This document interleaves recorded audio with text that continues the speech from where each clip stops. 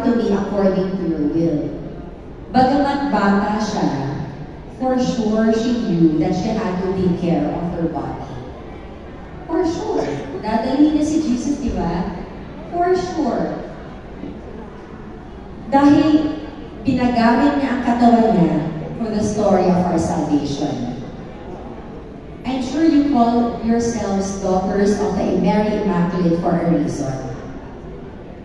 Dahil lang po ang naglolo ko yung aking script. But anyway, at malabo na rin ang aking mga bata. Pagpasensya na nila ko. Nandito tayong lahat dahil alam natin we are called for mission. We are all sent for a mission.